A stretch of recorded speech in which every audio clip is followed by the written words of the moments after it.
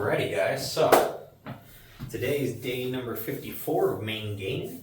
It's our volume-based leg day, so we're going to try to get done as much as we can. We got to get some other stuff done today. But so far today, gone ahead and did my first cardio walk and spent right about 3.5 hours grinding today on a cellar door enclosure that we've got that needed to be stripped down and repainted. And boy, oh boy, I tell you what, that is some rough work. I do not miss having to grind steel all day to prep it for work, or prep it for paint, I mean. But we've got 55 pounds on here to start, just our first little warm-up set. We haven't hit legs in 8 days, so everything's a little tight. But today we're just looking for some volume. Get a nice little pump going. Nothing too crazy today. And I can tell you right now, my hips and my knees are tight, without a doubt. They been getting up and down off the ground, painting that cellar door and grinding, and then just with being up and down on ladders the last couple of days painting, and then just the sheer amount of steps I've gotten in the last 3.5 days have been 4 days have been pretty aggressive. So it's been over 15K steps a day, which is definitely well over my normal for what I try to get to. But with that, let me grab a 25 and we'll get into the next set.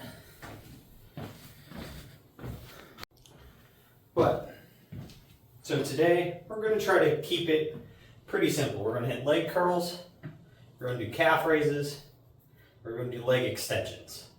Those are our 3 basic leg movements we're going to get through, and then we're going to see what time it is. And if I got enough time, we'll add in something else. Won't be legs, but we'll add in a extra accessory movement here. But we got a little time restraint we're working on.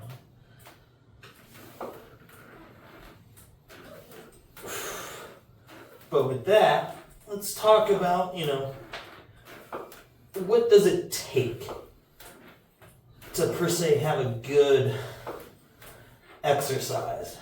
Is it lifting super heavy? Sometimes. Is it getting in a crazy amount of volume and just the most massive pump possible? Well, sometimes that could maybe equal a good workout. Or, is it hitting failure? Failure at least means have fatigued the muscle. Whether or not you've gotten very good activation, that's a different conversation, because maybe you did a 1 rep and you don't have much muscle activation, but you're still hit failure because it's your max. Or maybe you hit crazy fatigue in a pump, but you're lifting so light that you don't actually get any stress put on the muscle.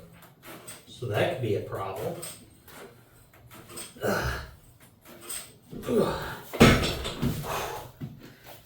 So both extremes, aren't always going to be beneficial. Now, if you're in a big recovery state or a deload, lifting super light and just getting a big pump is going to be great, because it's allowing the muscle recover and just getting blood and nutrients into it. If you're working on strength and you're trying to train for that big 1 rep max because you're a power lifter, that's going to be beneficial for your central nervous system to get used to firing under that maximum load. But those are very unique cases. That doesn't really apply for most people and most of the time. So I would think somewhere kind of in the middle, moderate amount of reps, while getting to the point to where you can't do any more reps with a moderately heavy amount of weight. Like, you can't be so light to where you can just do 30 reps. You definitely want to be struggling, around rep 8, 10, 12, and just kind of like, oh, well, I just cannot complete another one. That's going to be a pretty good sweet point to be at. As for how many reps you should be doing in most exercises,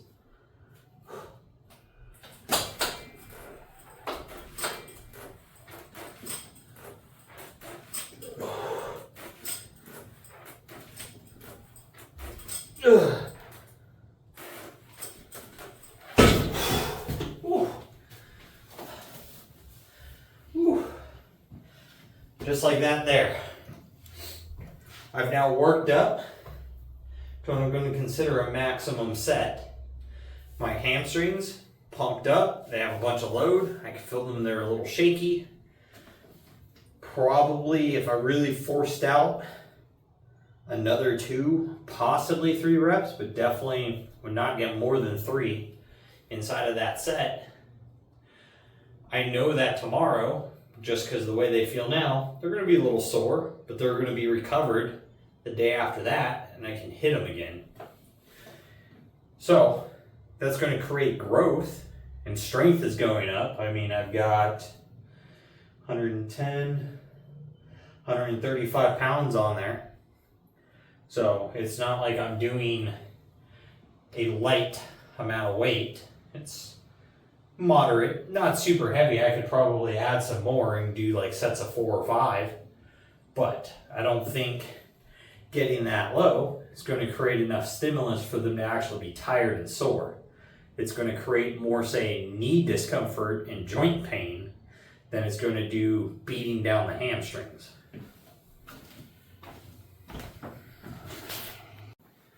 But, so today, we're going to move into calf raises now, and we're going to throw a little variation in.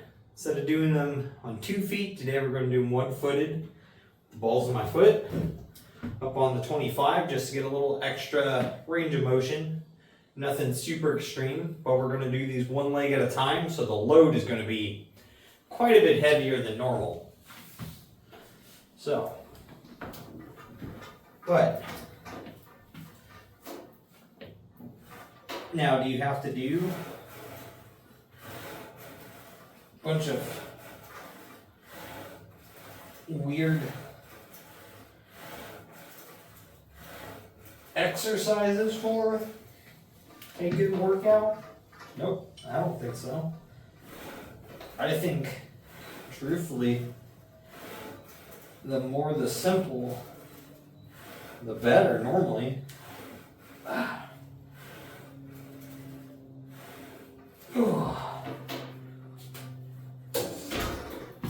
Boy, those are aggressively heavy for one leg. I'm not used to one-legged calf raises, and I could feel my heels working very hard, or my ankles, I mean, to stay stable. Definitely do not have great ankle stabilization. I never have. I've always had ankle problems. But it's gotten a lot better with lifting. Don't get me wrong, I haven't rolled or strained an ankle in a very, very long time. So, which is a big plus. But, so, back to a good workout, I mean, truthfully, in my opinion, simple is better. If you can pick an easy movement that's not hard to get correct form and correct isolation and or compound group of muscles to fire correctly in the correct path of motion, you can't beat that, because then it's easily repeatable. You don't have to worry about bad form, you don't got to worry about weird things, you don't got to worry about partials or miso reps or freaking 1 1/4s or something weird. You just do a straight rep for straight sets. Nothing special. For 90% of people working out, that's all you're going to need.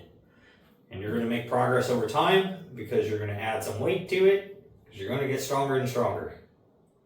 And that's basically, the path to working out. It doesn't have to be complicated and all this other stuff. It's just got to be repetitive, basically. You just got to be consistent at doing it.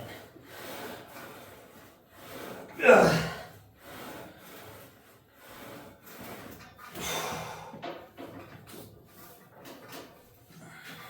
And I think that's where a lot of people go wrong, is they get too complicated, too fancy of a movement.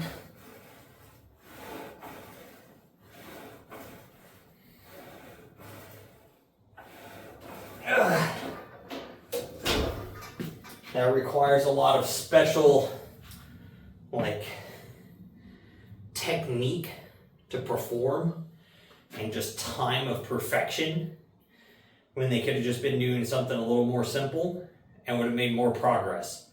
Because where that very specific specialized movement would come into factor and benefit them is not a realistic performance, because that's something for an athlete in most cases. So if you're not training to be an athlete, these specialized movements and programs, they're not doing much for you unless you're trying to compete in that specific category that movement benefits, you know. So there's these plus and minuses to just about every movement.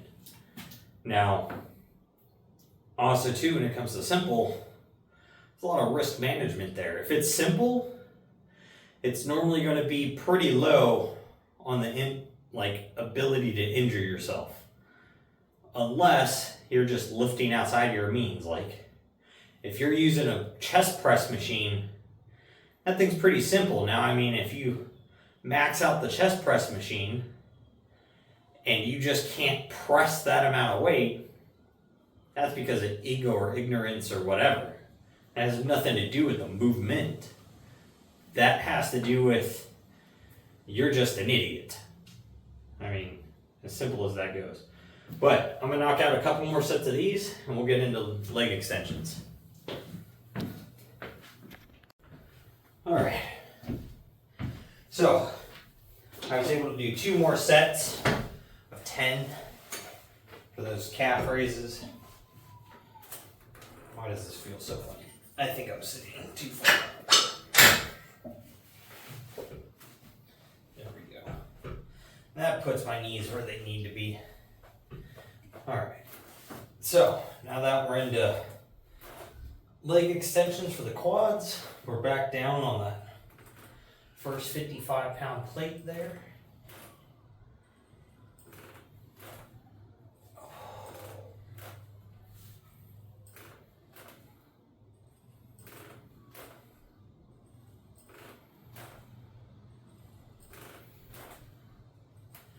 I'm just looking for nice,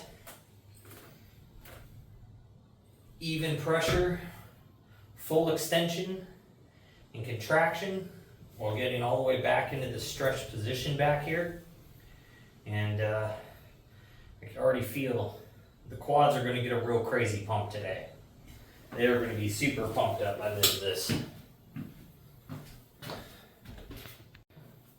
And you know, the other thing too, with keeping it simple, is a lot of people start messing around with like bands and chains and weird bench positions and all this stuff that just takes, 5-10 minutes to set up a singular exercise. Like, what are you doing? You're wasting your time. Like, to hit that same muscle with a simple exercise would have taken you 30 seconds to a minute to set up to do it. You could already be done and moving on to the next movement by the time you even started your workout or started that movement.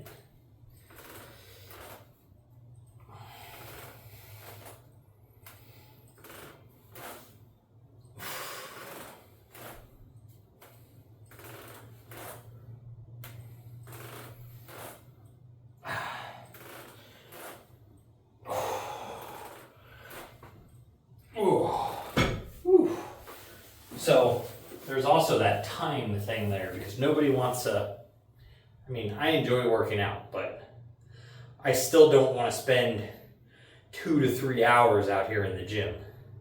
I like an hour-long workout. An hour and a half is a great workout.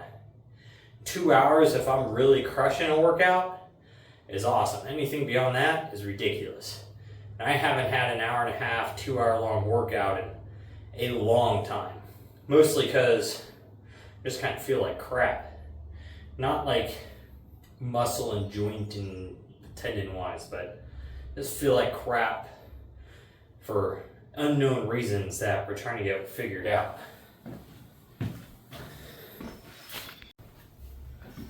So if I've got to come out here and take 10 minutes to set up a movement, then do a movement for 10 minutes and then break it down for 10 minutes and then set up another one for 10 minutes to do another 10-minute movement and take it back apart, I'm already at an hour and I only did 2 things. I ain't got the energy for that right now. I've got to try to be as precise as I can be with my time and energy being exerted.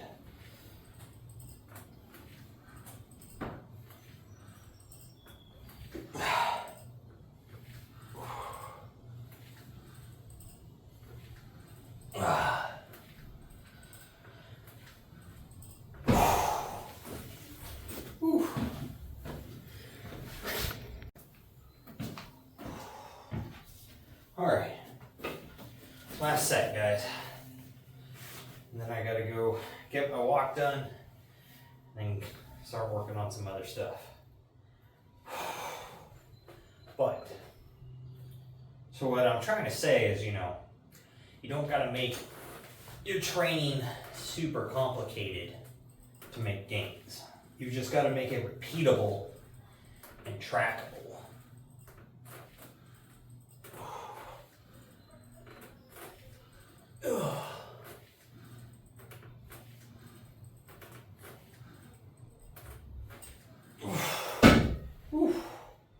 That is it for today.